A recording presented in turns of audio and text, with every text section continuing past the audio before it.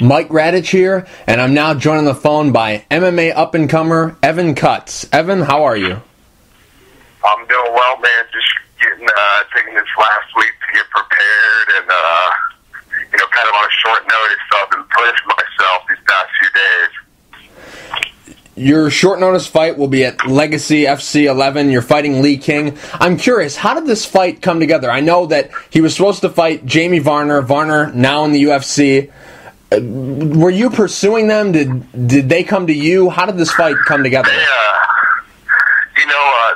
I guess they just called my manager Raphael. Man, he's really worked wonders. I try to talk to the guys that he's going with, and tell him to have faith because he brings he gets you fights. Raphael, he helped give me that Regan Penn fight in November, and helped me get on TV again here in this next week. So, I'm very blessed to have an awesome management team up here. Were you training for another fight, or were you just going through your regular routine and this just popped up? A little bit of both. I know I have another fight scheduled for June 9th here in the DFW area. So I'm starting to get back into camp, and I'm starting to train with some of the guys up here. And even in my normal routine, I feel like is what some people do to prep for a fight. So I'm still getting in my two-a-days and stuff. So I feel real comfortable with where I'm at right now. Is this fight going to be at 155, 170, or some sort of catch weight? We scheduled it for 170 just because of the late notice. I didn't want to, I don't have to start killing myself to make weight while I was trying to train and make sure everything's up to tip-top shape. So, his side of the camp was real cool about it and said we'd go ahead and meet at 70. I think he was scheduled to fight Varner at 60. But, most people know that follow me, I'm not a huge 170. I'm just kind of waiting to grow into my frame. Is this going to be your first or second fight in your home state, pro-wise? Let me think. I think this will be my second pro fight in my home state. You're fighting once again on HDNet.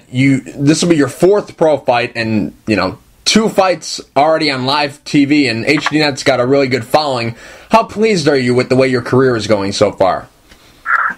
It's been a real blessing. I try not to make it a secret that I fight for Christ, and I see that reflected in the opportunities that are given to me. Whether I win or lose, be it His will. Sometimes being on the losing end you can be a better witness than being on the winning end. It's easy to be thankful when you win. It's hard to be thankful when you lose. Your opponent, Lee King, how much do you know about him? Not a ton. My camp knows about him more than I do. I'm actually maybe one of the worst guys when it comes to following other fighters. I'm not I have HDNet at home and I watch it on occasion, but for me, I get like anyone else, I get real busy. So I didn't know a ton about him. Just been doing my research for the past few days. How much film have you watched on him? What's been on YouTube? A few, got to see him fight a few of his different opponents. Do you think it's an advantage that you're coming in on short notice? Because, you're his third opponent, because I don't remember who he was supposed to fight originally. Then it was Varner, and now it's you. Is that an advantage, or do you think it's a level playing field because, a week ago you didn't have a fight, and now you do? I think it's a level playing field, and if anyone really wants to talk about who has the advantage as far as training time goes, it's probably him. He's an old salty vet, he doesn't back down from really anything, especially saying that, he's going to fight Jamie Varner, which, is going to be a hard fight for him. He didn't back away from that. So he's a real gamer. Where exactly are you training nowadays? My home is Fitness Fight Factory with Johnny Bedford and Rafael Casillas. And not only do I train here, I also help coach and teach, and I get to teach a little bit of personals. But as far as where I train goes in the Metroplex, there's a few different places. I'm over at Moeller's MMA, training with guys. I'll head over down to Genesis BJJ to guys. I've been hanging out with Team Takedown some up here in Arlington, and then I also just a little while ago, I used to go up to North Texas a little bit and train up there at North Texas MMA a while ago, but kind of with some schedule conflicts. If you're going to Team Takedown, might be a little more effective for me, since they're training MMA and not strictly BJJ on Friday nights. Are you a full-time fighter, or do you work a second job? I used to go to school a little bit, and I plan on going back one of these days. But right now, I'm so young and I'm so blessed, the talent that I have, that I'm just trying to push and do the best I can for now to be the best fighter that I can be. And it's, I guess, full-time fighter. I mean, I work up at the gym too, which sometimes, cuts into training time a little bit. I had the privilege of hanging out at Rufus Sport about 2 months ago and getting to see what those guys are like, when they get to train full time. They get to wake up, train, go home, rest, eat, train, just get better, and having that schedule, one day that's the dream, along with, going to the gym and working for a gym and all that jazz. But I get to be around the sport pretty much 24/7. Now, Pro Elite, are they still in business, do you know? Because their website hasn't been updated since April. Have you heard anything for them about something in the future? Did you have a multiple fight agreement with them? What exactly do you know their situation is? I'm about as in the fog as you are, man. I had a multiple fight deal with them, and I hope they get to continue on, because I really like the way they run their show.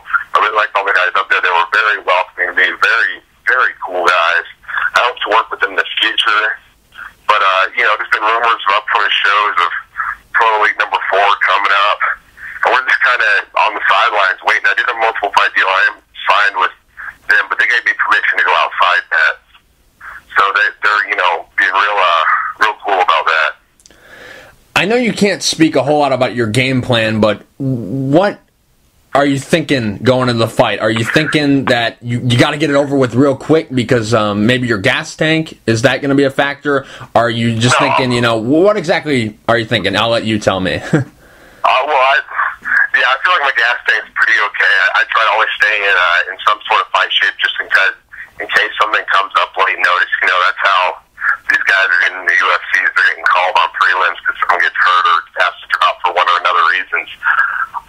For me, my game plan, I don't know. With my opponent, it's hard. He's like I said, he's an old salty vet. He knows he's not going to sit in anything stupid. So we'll see where the fight takes us. I wish I could give you more information, but like I said, man, he's just been around the block, and I feel like I'm pretty well rounded. So we'll see where it goes. I like to fight aggressively, so I'll be looking to push the pace, put his back on the cage. But that's about as much of the game plan as I have. I still got to sit down and watch more tape and sit down with my coaches, and we'll have some talks about the specifics. You're doing really good on your own, 4 fights in, but if opportunity like the Ultimate Fighter was, maybe they do a welterweight season or a 155 season again, would you be interested in going there? Because Johnny Bedford, a guy that you train with, he was on the Ultimate Fighter. Would you be interested in doing something like that? Yeah, man, I've been blessed to see that firsthand. My wife is actually Johnny's wife's little sister, so we all hang out pretty consistently. Johnny put it this way. He said it was the best and worst experience of his life. It'd be real cool. But it definitely, next welterweight season they have come around, I'd like to look at it. I've been always kind of played with the idea of dropping to 55, except for the fact, like I said earlier, man, I'm just young and growing into my frame. I feel like I'm getting heavier every few months. So I don't want to go on the Ultimate Fighter and then have to do kind of, Johnny had his size, his advantage, but towards the end of the show, he's talking about how he's killing himself to make weight. When Johnny came home, his kidneys were telling his body to retain water. So I think at one point, Johnny woke up in the morning at like 173. Really? And he's just swollen up. His hands were swollen, feet were swollen. He looked huge. It was kind of funny. I'm curious, what is your outlook on the fight? Are you going in there, just to compete, just to win, just to put on a show for the fans? Or are you going in there, looking for blood, trying to hurt somebody? How do you view the fights? No, man, I fight for one reason only, man. And that's to have a media outlet to talk about Christ, man. And I know there's so many different different viewpoints in MMA, but at least I want to make mine heard. I love, and plus to me, fighting it's fun. It's even if you're on the wrong end of it, it can still be an enjoyable experience. I find myself at odds with the guys that try to act hard all the time, that try to act mean all the time. It's you gotta have some fun in life. Otherwise, why are you playing the sport? Legacy Fighting Championships 11 versus Lee King. How does the fight end? How does the fight end? Man, that's a great question. So I always pick these ones. They always go differently for me. Obviously, I think. Obviously, it's going to be a win. I mean, you never envision yourself losing. So. No. I mean, every time I predict a knockout, I get a submission, and every time I predict for this, if I predict a submission, I'm gone to decisions. But I like to submit people. That's no secret. They can see that in my fight record. So I'm looking to hurt them on the feet when it goes down, submit them, and then buy them a beer after the fight. Evan, real quick before I let you go, do you have any sponsors you would like to thank? Anything you want to say to the fans? Yeah, man. The people I need to thank, first and foremost, is Christ, man. Without him, I couldn't be doing this. It's been such a blessing in my life. Second of all, I got the two best sponsors on the planet, which are mom and dad. Without their constant support and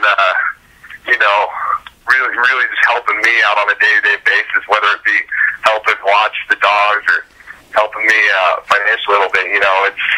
It's damn real sponsors though. I gotta say, Fitness Fight Factory, Rec One Management, Dom Fight Gear, Saved Apparel is also sponsoring me for this one. Integrative Medical Center, and trying to think, man, like Sonny's helping me out with this one too, and my wife Katie, man, I couldn't do it without her either.